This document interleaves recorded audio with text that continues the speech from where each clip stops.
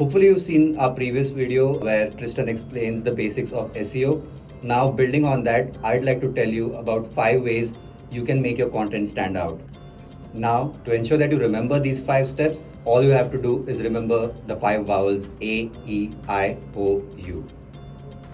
A stands for authentic. So, are you creating a topic or are you writing on a topic that is trending only because it's trending, or are you talking about it because it's relevant to you and your industry? So, take the example of 5G, which is trending, has been trending for the last few months.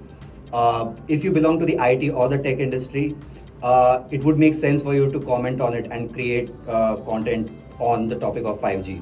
But if you belong to the food industry or let's say the hospitality industry, 5G may not be something that your brand and your expertise can add any value to.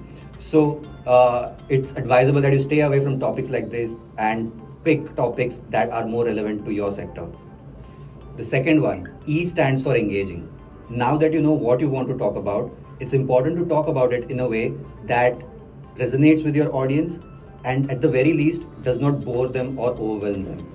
A simple way of creating engaging content is to introduce visuals and aesthetically pleasing design into whatever content you're publishing.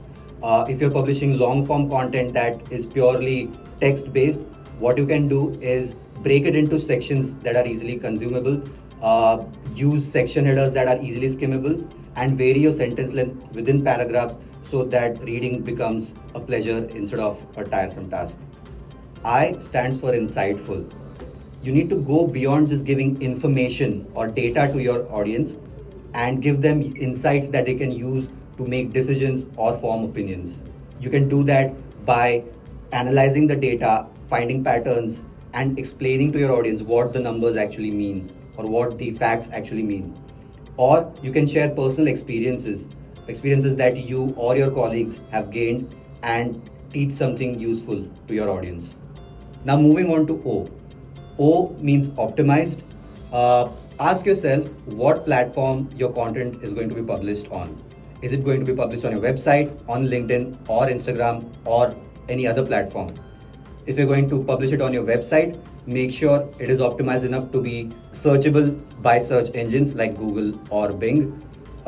If it is going to be published on LinkedIn, understand that your caption, for instance, will appear before the image.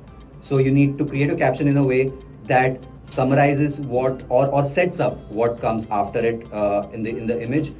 For Instagram, your caption will appear after the image. So you need to make your caption in a way that it sort of follows what is visible in the image above. Finally, U stands for useful. The content you create should serve some purpose for your target audience. If it's not helping them become smarter, if it's not helping them understand the world better, if it's not helping them at least be entertained for the few minutes they consume your content, then your content essentially is pointless. Even insights that don't lead to any action is just trivia. So make sure your content serves a purpose and is useful to your target audience. If you're a business owner or a marketing head who has too much going on to be able to focus on these things, then you know who to call.